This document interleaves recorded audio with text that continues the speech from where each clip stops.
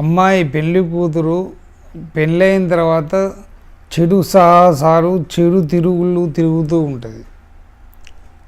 ఏంటంటే మనం ఈ టైంలో పెళ్లి చేసి అది తిరుగుతుందని చెప్పినట్టు ఇంట లేదని కొలుపులు పెట్టేదానికంటే ఇక్కడ మంచి టైం చూసి పెళ్లి చేస్తే చెడ్డవాళ్ళు కూడా మంచి వాళ్ళై అది ప్రయోజకులు అవుతారు. ఇప్పుడు ఎంతోమందిని చూస్తున్నాం. అది ఇక్కడ జీవితాలను మారుస్తుంది, జీవితాలను పాడు చేస్తుంది.